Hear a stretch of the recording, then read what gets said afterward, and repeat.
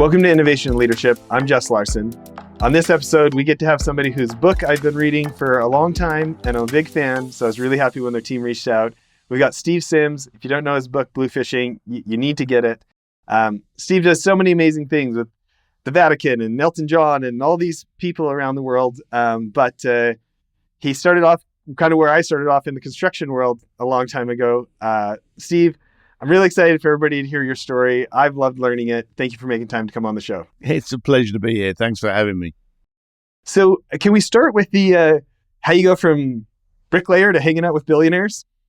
We can, but it's not very interesting because it's the exact same as everyone else that's probably listening to your podcast. You see, everyone, I believe, started off from a point of aggravation. I don't like this. This doesn't work. Why do we have to do it that way? You just told me about your life history, which was full of that aggravation, which then catapulted you into the next sandpit. You know, growing up in East London, I didn't have money. I didn't have Instagram to point out how inadequate my life was. We didn't have YouTube to give us all the gurus telling us how to 10x our cash. We didn't have any of that. So something inside me said, I'm meant to try something else. And that's the same with all entrepreneurs. We try to fit in until one day we wake up and realize that we were never designed to.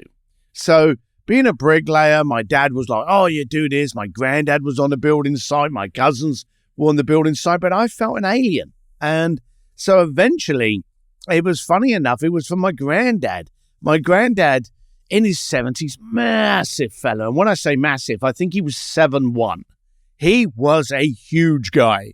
I'm 6 foot. My dad is 5'5". So he kind of lost out on the height there.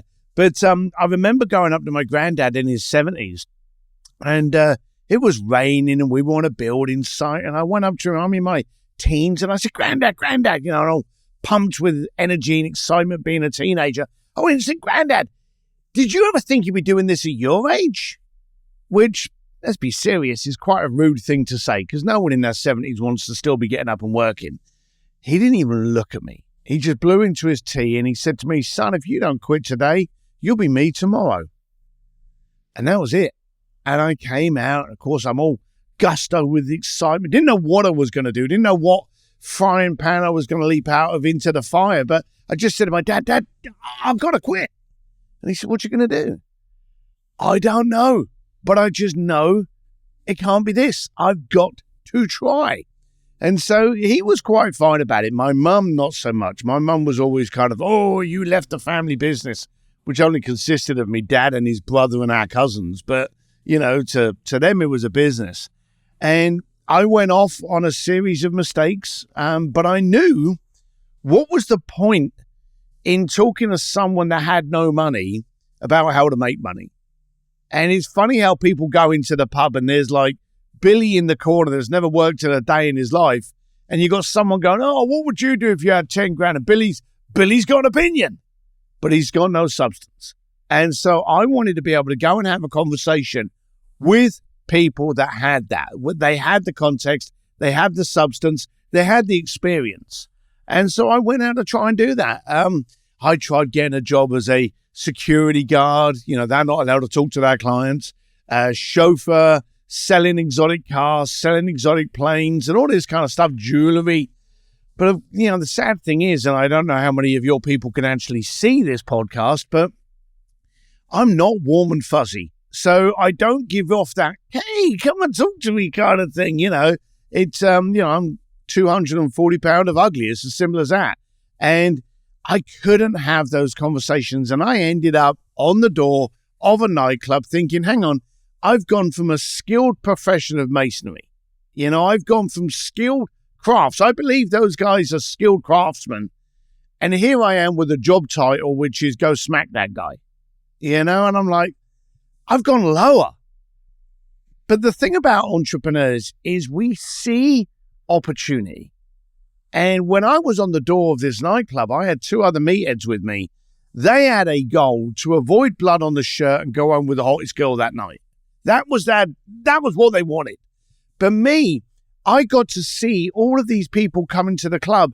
I got to see how wealthy people interacted with people, how people that pretended they had money interact. I've got a PhD on human psychology from the front door of a nightclub.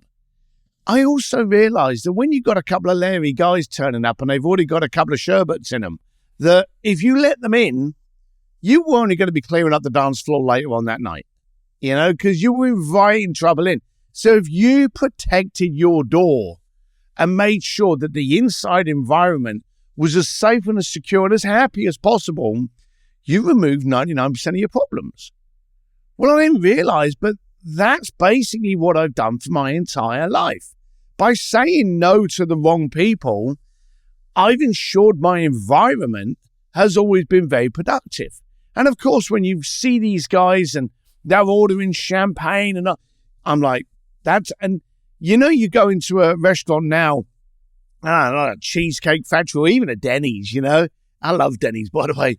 And you get these guys, the manager walks by, everything okay, guys? Yeah, it's great. They walk around and they just check you're having a good time, I started doing that in the club before it was being done. This was back in the 90s. I would walk up to the table where there's a couple of guys having champagne and having, everything okay tonight, guys?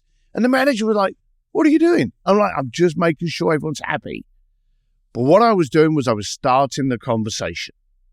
And I'd be like, oh, you guys going to that party Thursday night? And they'd be like, oh, we don't know how to get in. And I'd be like, let me make a phone call. I didn't even have a phone at the time, but I'd always be, let me make a phone call.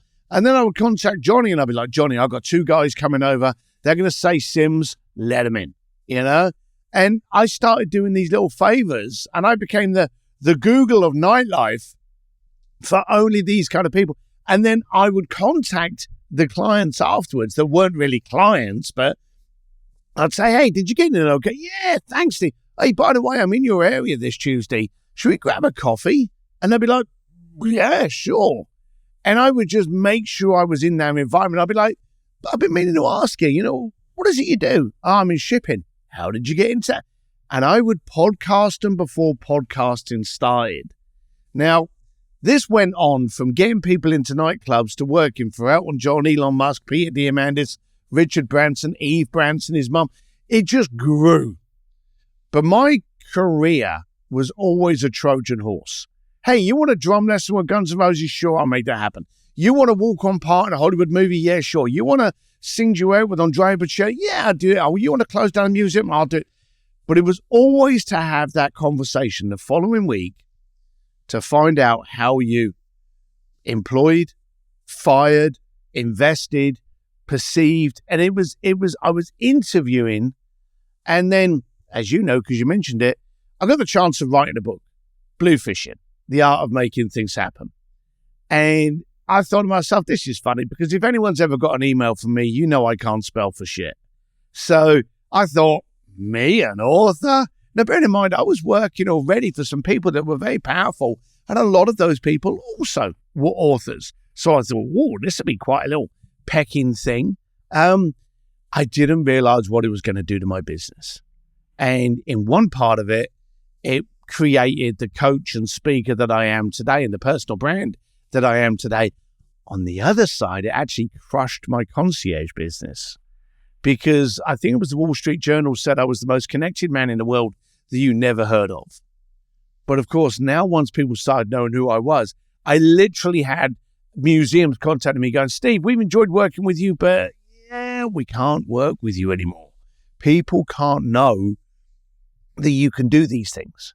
When you were under the radar, that was one thing. But now that you're actually flaunting it, I think it literally killed my business. So before the book came out, I was devastated that I was starting to get this media. And when the book came out, that was the big crushing blow. Only for like days later for people to go, can you speak on my stage at this? Can you headline at this? Can you lecture at Harvard? Can you speak at... I'm like, whoa, one door shuts and the other one flings open. And that's where I am now today. So many questions. Let's go back to just a couple of your observations between people that are financially successful versus people who are trying to pretend to be. Yeah. I noticed that I can talk about the guy in the car. I know the car was burgundy, but I have no idea what the bloody car was. I was on the door. I was actually in Hong Kong at the time in a place called Wan Chai. it was a deviant little area of Hong Kong during the British ruling of it. And this car pulled up and this guy got out of the car. And I remember this. He got out of the car and he put his jacket on like it was in slow motion. And he looked around up and down the lineup of the club. And he just wanted to make sure that you saw him. And then when he turned up, he walked up to the door. And I used to have these little questions I would ask to try and get something out of people. And I'd be like, well, that's a beautiful car there, man. You know, why did you buy that car? And his answer was, that car's $175,000 and it's a limited edition and there's only 20. I didn't ask him that. But all he wanted to do was push it down my throat that at this time it was an expensive car. Now, then you'd get other people that would turn up in the car. They'll be like, that's a nice car. Why did you get the car? Do you know, I love this car, but my dad was the guy that got me into cars. And, you know, he'd always loved these cars. And, you know, getting this car kind of reminds me of my dad. And I realized there were those people that were purchasing to impress you. And there were those people that were purchasing to experience. And it's the classic guy that spanked out his credit card to buy this expensive watch. And then you see him and he's got his left wrist sleeve pulled up just so you notice the watch. Now, we can all recognize, and I became very good at this. I told you I got a PhD from it, but I can recognize the bezel of an Audemars, a Patek, you know, all of these things, a Panerai. But, you know, I would kind of like go, oh, you know, what you got lurking there, fella? And I'd point at the watch. And they'd be like, oh, it's a watch of mine. Yeah, that's a beautiful. What made you get that watch? And I would always ask that question. Well, you know, I've never really been into watches, but, you know, I just really love this one. And I was traveling with the wife and I noticed that most purchases come with a story or they come with a show-off potential. And it's the classic. No one buys a Rolex. They buy the status. And I started asking this question, why did you? Or what made you? And then I got the real reason behind it. And I noticed very early on how to actually differentiate. Again, the classic thing about someone not rolling their sleeve up to show off their Nautilus. You know, they just had their sleeve down because the watch is for them, not for anyone else. Oh, that's a very interesting observation. Here's another one. You mentioned a number of high-profile names. When you think about the rookie mistakes that people make, when they finally have the chance to do business with someone who's very well known and high profile, what are some of the rookie mistakes you see people make? The biggest rookie mistake is they're actually talking to someone that's high profile. Okay? Try talking to a human being. Okay? Here's the one thing I have noticed. When you start talking to someone that hasn't failed, hasn't succeeded, hasn't failed, hasn't succeeded, and let's be blunt, we spoke about it earlier. For all of the names of the people that I've worked with and all of the amazing experiences I've done, 3 or 4 times that I've been refused or turned away, you know? So you go through this, and it's that kind of ratio. You fail 70% of the time to succeed 30% of the time. And someone said to me before, you know, it doesn't matter how many times you fail, you've only got to succeed once. And then you've got it. You know the procedures, you know the ingredients, you know the recipe. So a lot of people, when they try communicating with affluent, powerful people, they start communicating with affluent, powerful people. Well, why don't you communicate with the person in front of you that is a series of mistakes, is a serial failure, but never allows that to stop them. It inspires them and refines them. And you talk to that person. You see, every powerful, successful person in the planet knows the pain of not being able to afford something, knows the nighttime sweats, the not being able to sleep because they've got to make payroll on Friday, or that deal's falling through the holes, or they got into the deal with a toxic person. You see, affluence takes away that pain. But once you've endured that pain, you can never forget it. You know, I still today remember the day of walking through a supermarket, knowing exactly how much money was in my pocket and calculating what was going into my cart, not wanting to be embarrassed when I got there. Now, we don't care. But I still remember that pain.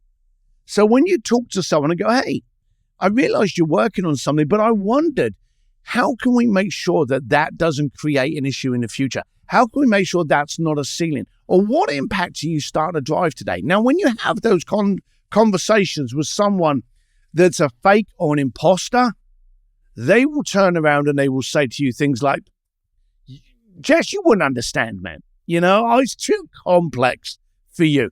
They're saying that because they don't have it. They don't know what they're working on. They're more than likely not working on anything. They're just smoke and mirrors and bullshit. But the people that I communicate with, and I go, why are you working on that now? I'm interested because once I understand your perspective, I may be able to replicate that in the work that I'm doing. And you get those people going, let me tell you. Because powerful people that create impact want to drive that impact into you to keep the ripples going across. I did a video, shallow plug, Steve D. Sims, anywhere, D for dashing, 1M in Sims. I did a video the other day of Ratan Tata. Okay, now we mentioned Elon Musk and Richard Branson, people like that. I know you will, but for most people, they don't know who Ratan is. And I had the honor of getting to meet the man, not Ratan, but I got the chance of meeting Ratan when I was working with Peter Diamandis, and I was doing an event with the X Prize experience many, many years ago. And I met this older Indian guy, and we got on and we chatted, and then he needed a lift to his private plane. I was racing motocross at the time. I had my truck out the front, and I went, look, if you don't mind, throw your bags in the truck, and I'll toodle you over to your plane now. And I took one of the most powerful men in the world in my old F-150 to his private jet. And we ended up emailing, then we bumped into each other again in San Francisco. But every time I had a question to anyone of standard, status, and of power and impact, they wanted to take the time to answer. And I got to find out this was the easiest way of being able to see that those that act as though they can and those that actually do. And a powerful, impactful person never shies away from the mistakes. Those mistakes, that's the education, isn't it? So when you're actually talking to someone, you want to talk to them as a human being. Hey, I saw you working on this. Really be interested to understand how you do, but always give people a reason. I want to understand why you're looking at this because truthfully, I want to see how I can replicate that in my today problems. And when you start doing that, 9 times out of 10, that person in front of you will turn around and go, well, what are the problems? What are you working on? Now, I've had conversations with Elon Musk. He's never wanted to ask me what I had for breakfast, what I'm binge watching on Netflix, what's my gym routine, or anything like that. Literally, the question was, what are you working on now and why you? What impact is going to be generated from that? And what's going to be the impact that's going to be generated when you're no longer focusing on it? It's almost like being grilled because they focus on impact. I'm a great believer that if you focus on money, it's because you don't have any. When you start creating that wealth, you very quickly focus on to what can it do? What can you use your time now to create the maximum impact? And that's a great world to live in. Yeah, no kidding. You get interviewed quite a bit. What's one of the most important questions you never get asked or don't get asked very often? I'm interviewing myself now. I don't know. I often find it funny that I get interviewed. I'll tell you a little funny story, actually, that no one's ever asked, about the book Bluefishing. As you know, the book did incredibly well. Got translated into, I think, 7 languages, was bestseller all over the planet. I front-loaded that book. And for anyone that's never written a book before, you get the chance to either take residuals or you get a retainer up front. I front-loaded it so that I don't make any money anymore because I thought, who the hell is going to buy this book? It's so bloody obvious. It's so simple. I just do this and it worked and I did it again and then I got into a room with Elon Musk, And I'm thinking, no one's going to believe that. No one's going to do it. No one's going to action it. So I front-loaded the hell out. Every time they were like, well, you can get 50 grand for this, Mr. Sims, or we can pay you the residual. I'm like, 50, please. I'll take the 50. So I got a big fancy check up front. I don't make enough money to buy a cup of coffee out of the residuals now because I really had no idea how people really avoid the simple stuff. You know, you turn around to someone and go, well, look, you could do this. Or there's a program over here for $55,000 that will work, an AI system to amalgamate and algorithm. People are looking at how much money they got on that credit card to spend the 55 rather than focus on the simple shit. And so I front-loaded the book because I believe even today, people don't focus on the simple, most impactful way to create a relationship. And as we were saying before, you know, AI is going to come and go. You know, we're all kind of going, oh, ChatGPT, AI is the end of the world. Something else is going to come up in 3 days' time that's going to take our focus. And then in 10 days' time, something else. You know, it just constantly changes. And we're in a world where everything is changing constantly, apart from the value and the ROI of a relationship. At the end of the day, as advanced as we think we have become, we still want to sit down with someone that shares the kind of mentality as us. We still get scared when we walk past a bush and it rustles. We still kind of like get slightly aroused when we hear the sound of a car or a pretty girl walking down the street. We haven't actually advanced as much as we believe we have past the point of wanting to be a collection of like-minded individuals that share the same vision. Sometimes that vision's bad. There are people that are in groups that just want to harm people. You know, you get those kind of people. But in the worlds that we're talking about, what can we do for the good of man? What can we do for the good of our family? What can we do to push authenticity, to create impact, growth, move pain away, remove, you know, illnesses? And those are the rooms we're in. We're going to use the technology we've got, but at the end of the day, if we don't have those people in the room, it ain't going to happen. What's one of your principles for creating belonging? Oh, wow. I'm a great, you ever played the barbecue game? Have you ever heard me play that? All right, so. Jess, here we go. I'm having a barbecue this Sunday in LA, and I invite you and you say, yes, you're going to come to my barbecue. What's the first question you ask me? Probably who else is going to be there or what time is it? And why wouldn't you? You know, you've got to make sure you turn up on time. It's at 7:00 at night, and it's a cross between my neighbors who are all very affluent, successful entrepreneurs, a couple of little stars there, but some really good people. That's 2 questions. What's your next question? What can I bring? Okay, so the first 2 questions were selfish. The third one cared about me. Now, I played that game with someone a little while ago. They got up to like 12 questions about, can I take photographs? Can I bring a mate? What the food's going to be. And then the last one, as he was like stumbling, oh, what can I bring? You see, in today's world, we focus on us first. Well, let's just flip it. Pretend you're going to someone's barbecue, and the first thing you do is, hey, I'd love to be involved, but what can I bring? What can I add to the party? So I'm a great believer that if I want to get into someone's room, you know, what can I bring to this party that's going to make you want me to come to every one of your parties? I want to make sure I bring the best salad, the best pie, the best steaks, so that you always want me there. Whenever I've spoken to people, and I can tell you, as we were talking about, you know, investing and stuff like that, I'll tell you a story of a Silicon Valley investment firm that I ended up working with. I'm an introvert. That's one of the things you need to know about me for a start. I play an extrovert very, very well, but I like to be left alone, ride motorcycles, you know, and all that kind of stuff, which is solitary. I'm happy there. So I move with purpose, and I wanted to get this Silicon Valley investor within my group because I wanted to ask him questions. I knew the people that he was with. I wanted them in my circle. So I had been stalking this guy, and I found out that his wife was part of this gala. It was a charity gala. He was going to the gala because he'd made some comments in social. I bought a ticket to the gala. I went to the gala. I'm at the edge of the bar, sipping on my old-fashioned, and everyone's all over him and his wife. His wife goes on. A lot of people follow him, and it's just him and about 4 or 5 of his guys around him. And that was my time to pounce. So I walked over to him. Now, bearing in mind, we've already said I'm about 240 pound of biker ugly. When I come walking at you, you know I'm walking at you. And of course, this can cause people a little bit of concern. So straight away, I get to him and I go, hey, how you doing?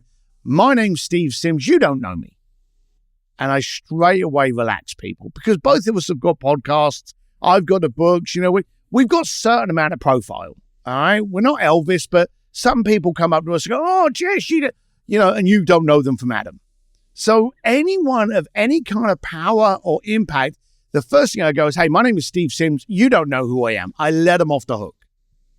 And then I turn around and I go, but we used one of your companies in my company as an example, and we worked on it. We used it as a case study because I knew you were doing X company.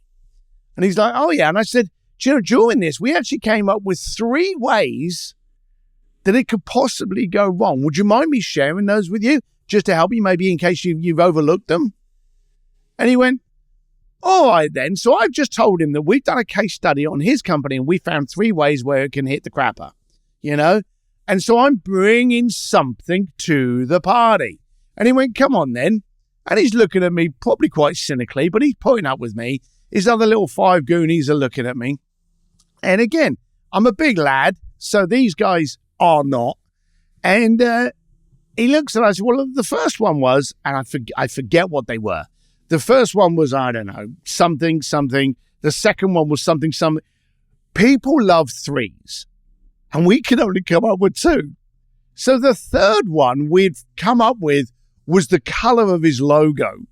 And the color of his logo, I don't know what color it was, but one of the team in my office had found out that in a country, I don't know, somewhere over in the Philippines, that color was evil. So the third one was so bloody weak. It was like, look, I don't know if you're looking to expand, but if you are, you may want to reconsider your logo color because in the country of so-and-so, that's classed as an evil color. It was a ridiculous stretch I ever could. And the guy looked at me and started giggling. And that's okay. Humor helps. He starts giggling. Then he starts laughing. And all of his minions around him, they started laughing. Now, you got a big fella like me holding an old-fashioned, and I've got 6 people laughing at me who happens to be one of the heads of the gala is actually laughing at me. And I'm thinking, well, this didn't go to plan. And I start to walk away, and he suddenly puts his hand on my shoulder. So now the guy's touching me, he's laughing at me, and now he's got his hand on my shoulder. I'm thinking, this situation needs to change quickly before it gets a bit ugly. And he suddenly says, no, please, I'm so sorry. And he's still laughing. He's got tears in his eyes. I'm so sorry. You have to understand. You gave me 3 reasons why my company would fail. We shut it down because of number 2 that you said. We've never publicly announced why we closed the company down. You're doing a case study. We've never met, and you saw it. And these 5 arseholes never saw it and have worked with me for years. All of a sudden, those 5 guys are no longer laughing. And he turned around and he said, look, I got a deal for you here and now. I will send you my projects. You review them over the next 3 years, and we'll see where we go after that. I said, look, I don't know about you. He said, you don't need to. I need you to see the obvious. I ended up working with him for about 7 years, where he would just send me something. I'm like, I don't have any bloody understanding of what I'm doing here. And some of them was like, no, it looks all right to me. And others were like, well, I don't understand why this is being done. He's like, that's right. And a friend of mine always said, if you can't explain it to an 8-year-old, you can't explain it. So we actually started adopting that. I ended up going up to that place in Fremont and working over copy of how to be able to translate what it is you're trying to do to be able to have someone else understand it. Most of the linkage problems was the communication from the problem that you were the solution to the person that had that problem. And if you can actually translate it from techie talk to person, you had no solution. So it's a simple case where I talk to people as human beings, but I always try to bring something to the party to make it a value straight off the bat. It's funny how easy it is to not do simple things because they don't seem hard enough, or they don't. right? Yep. And as you're talking, it just sounds so deadly obvious, and I'm just counting all the times I haven't done that. Yeah, and you're not the first. I got so much shit when my book, both books came out. That won't work. No one's going to believe that. And I'm like, it did. You can't do that. I did. It's just ridiculous how people will look and pay for the complicated alternative rather than send it out. Here's a little thing I used to do, because I used to travel so much, and I try to travel less now, although not doing too well at it. I would always ask for, whenever I would turn up and check into a hotel, man, I would always automatically turn around and go, hey, I'm going to be in the hotel for a few days. I need 50 pieces of stationery, including 50 envelopes. I need to contact my best clients, and I want to do it on your stationery. And it would be delivered to my room. So now I'm in like the Hotel de Russi in Rome. I've got the envelope and the stationery, and I would write a letter and just go, hey, Jess, I'm in Rome at the moment, but I just wanted to send you this note. And sometimes when you go to a hotel, they've got like a little walking map that they give you when you check in, haven't you? I would sometimes slot that in. I'm having a great time in Rome. Next time in your Rome, plan ahead. Here's a little walking map. P.S. We haven't spoken for ages. Text me when's a good time to chat.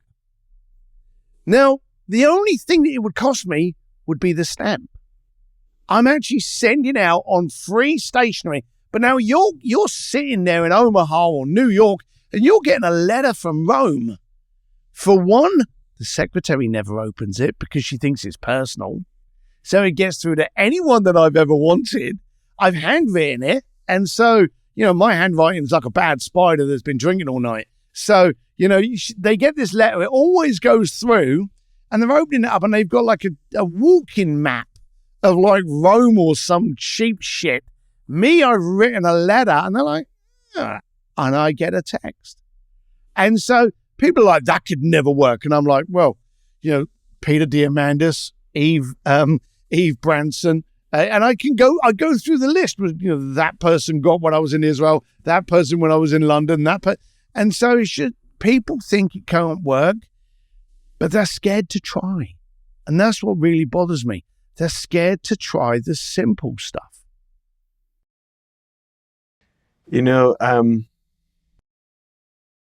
It's funny. I think one of the things that I really like that you've said today is this idea of anybody who's become successful has probably had 70% failures, except that it doesn't count as long as you stick with it long enough that you've had at least the one win, right?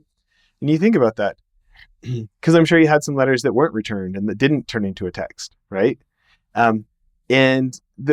What I think I love about your attitude is like that you don't care. Like it's not about being concerned that everybody texts you back. It's do people feel thought about, and does somebody text you back? Like I think about entrepreneurship, and it's like I get really discouraged if I start thinking about like a journey. Okay, and then we're going to go to this milestone, and then we're going to go to that milestone, then we're going to go to that milestone.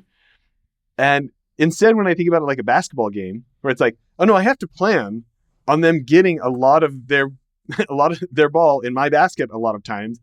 I just need my ratio. I just need to be 51%. Like I just need to be like 1% better than them. That's how you win the game. And it's like, when you plan on it sucking, I've had a lot of folks from Navy SEALs or, Delta Force, even harder selection. And like they show up planning on it being absolutely terrible. They just need to last. And it's this different mentality of like, what am I expecting to go into? And to your point of like, if it comes from a good place and it doesn't end up getting answered, was that really a failure? Or is that just how you play the sport? I don't know if you see it differently. No, I absolutely see it the exact same as you. I remember I got fired from a job. I got a job in insurance. Again, this was during my period of just trying everything. And I turned up at this insurance company just outside of London, and they sit you down with basically a phone book, and they give you a sheet. And on that sheet, it was the name, the number, the appointment date, or the reason for not having the appointment. And I'm phoning up people at night during their dinner time, trying to sell them life insurance. And so you can imagine what 99% of the responses were. And so, the first night, you go through and you phoned up Jess, this was the number, this was the time I phoned them.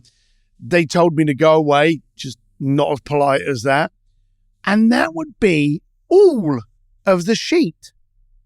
And of course, as you're going through this sheet, constantly being told to sod off, your enthusiasm dies, and it just starts doing that. And I remember working at the company for a few days, and I would hand in my sheet at night, and maybe I'd get one appointment, because someone had just seen a documentary that day or heard from someone, and I was lucky, and I'd get that one appointment, and they'd be like, oh, you need to get 3 appointments. And I thought, this is just not working. So after about 3 days, I would get the sheet, I flipped the sheet over, and I would only record the yeses. You see, the beautiful thing is we learn or we ignore the failures. The failures are not there to define us, they're there to refine us.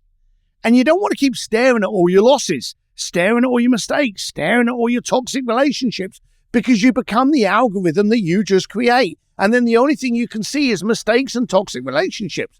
So I started just making it down. So then I'd get a call. Hey, that's great. There's one. And then I'd get another one. Oh, yeah. Hey, I'm in your area Tuesday.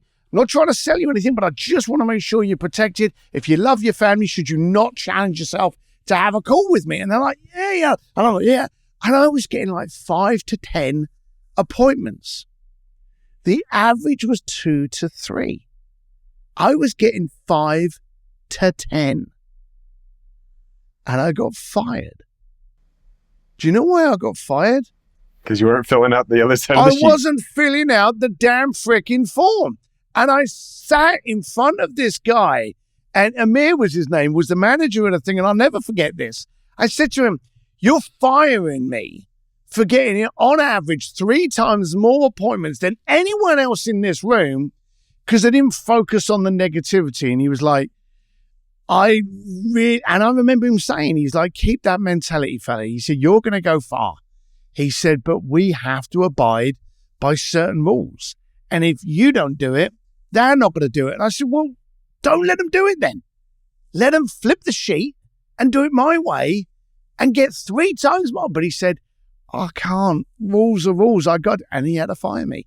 It was the funniest fire. He actually took me out for lunch. It was the funniest firing of my absolute life. We are algorithms. We see and act on what we consume. And if all we ever see is, it's like Peter Diamandis says that CNN is crisis news network. If we constantly saturate ourselves with bad stuff, that's all we get to see. But as impactful entrepreneurs with a positive mindset to change what we can and ignore what we can't, then all of a sudden we're faced with opportunity. Give you a little fact, which I'm sure you probably already know. There were more first-time millionaires registered during the period of COVID than at any other point in our history. In the worst medical time of our existence as human beings, there's never been a worldwide pandemic like there was with COVID. They've never, ever in our life had us shut down and locked in.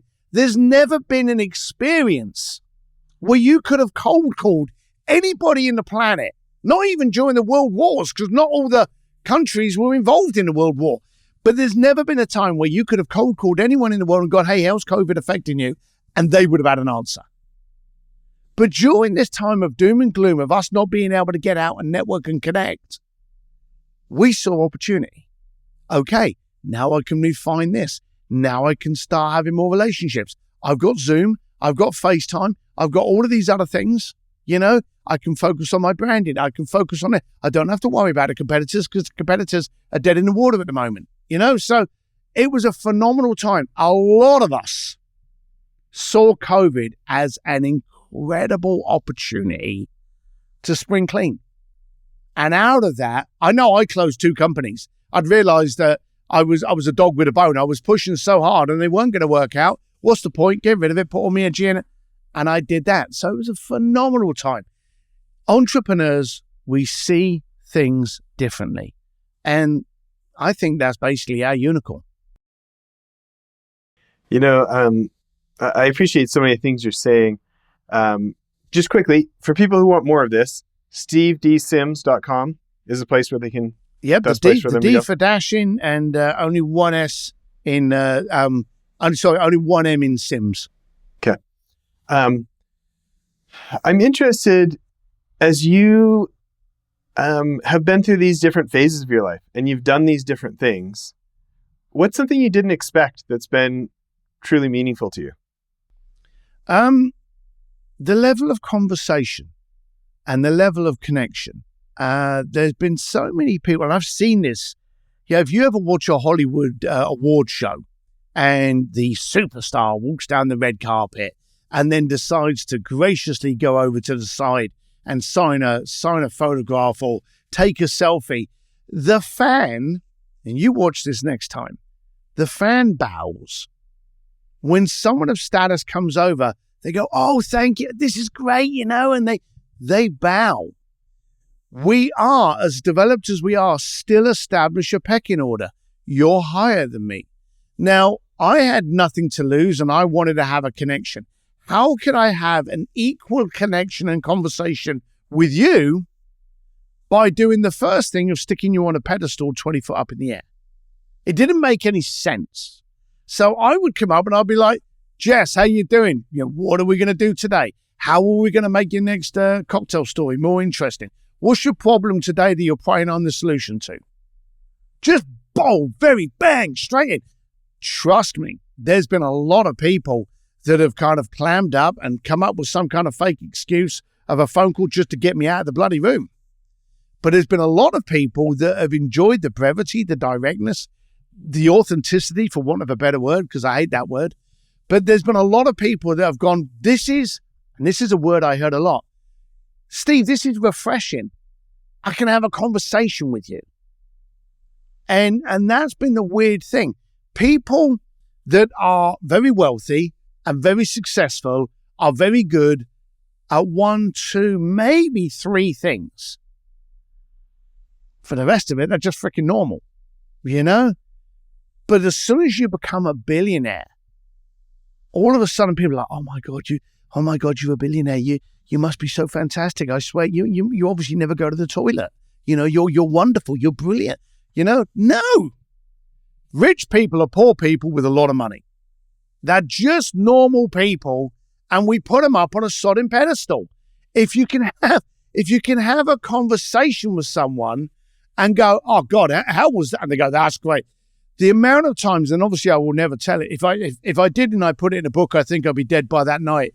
But the amount of people that you wouldn't believe that I've just been in the corner of a dive bar sipping bad old fashions, telling dirty jokes to, would amaze you, because they've just lost the ability to be able to have a direct connection with someone. Because the second you start getting into those profiles, and unless you've got a room that's created for you, it gets very lonely. And everyone around you is just trying to bite your tails and see what they can feed off you. And it's scary. And they're not talking to you. They're talking out your bank balance. And they're not connecting with you. They're connecting with your business card and the opportunities it's going to give them. And it's a very, very lonely position to be. Yeah. I feel like I've learned a lot. One of my best friends, she used to run our charity Child Rescue Association for us and stuff. And, her clients over the years are different billionaires, or Hugh Jackman's wife and Kevin Bacon. And she's got it. You brought up Richard Branson. She's got a great event in January with, she's got a film fund called Harbor Fund. It's like a nonprofit for movies that matter. And she's got like Gal Gadot, Chris Pine, Gerard Butler, Patty, the woman who directed Wonder Woman, all these folks. And so over the years, I followed her around to her events, and I've asked her a number of times, like, how she earns trust with some of these people. And she just mirrors you in so many ways. She's like, "Well, I don't treat him like a celebrity. I treat him like a person. I don't ask for selfies. I don't ask for autographs. I'm here to solve their problem. I'm not here for me to feel special because I'm hanging out with somebody that people admire." And just like that, I don't know, kind of that like servant leader mindset, that kind of deeply like human to human instead of human to a title. I really like admired the way she's done it for years and tried to copy her. And so when your book came out, I was like, this is so great. It just had this ring of authenticity of having followed her around the world, you know? And so it's kind of a gift to the rest of us, even though it's so simple to you. Well, I hope the trouble is everyone knows what I'm preaching when they're a kid. You talk to kids you like, if they feel a bit funny or they're not working on the same frequency as you, what do? You walk away from them at the playground, don't you? And then what happens? Our parents turn around and go, don't be rude. Go and talk to Jimmy. And you turn around and go, no, Jimmy's fat and smell. I don't want to talk to him. And they're like, don't be rude. Go and talk to him.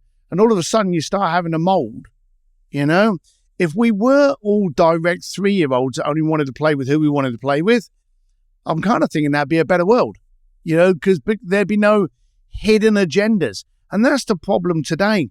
We're in a community today where we're incredibly suspicious. We're skeptical, we're cynical, we're suspicious. We don't trust anything. Fake news is a mouse pad. You know, we constantly are in a situation where we're like, well, that can't be real. And then we got AI going, well, that can't be real. CGI, no, that can't be real.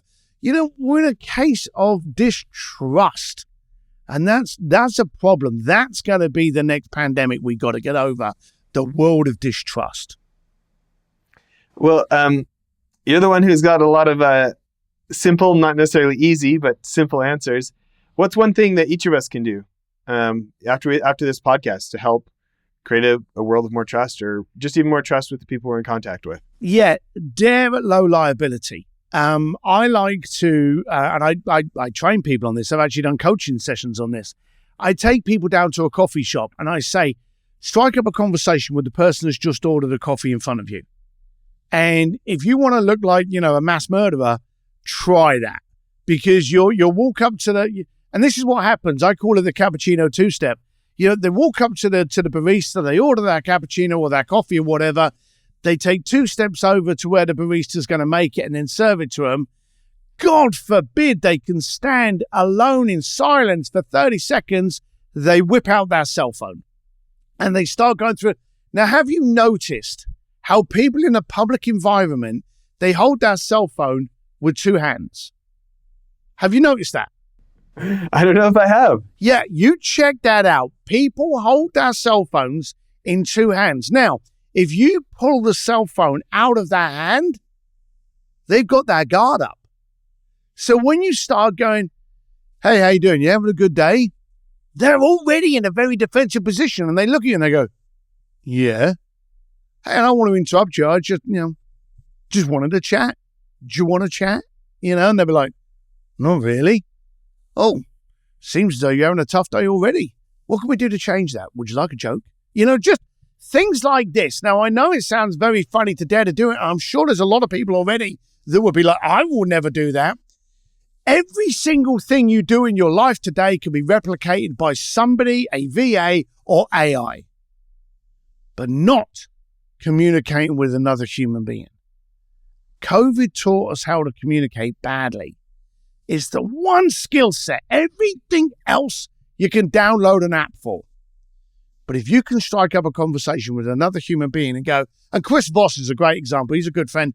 Chris Voss turns around and goes, it seems like you're having a bad day. What are you looking forward to make it better? And he will say that to like the Uber driver or the bartender. And when you say something like that, it makes the person feel recognized. True story. I was doing this example and I'd taken a bunch of, it was an accountancy firm in San Francisco. And I said, okay, get out of the office. We're going to teach you the basic art of communication. We went down to the corner Starbucks and I said, this is what we're going to do.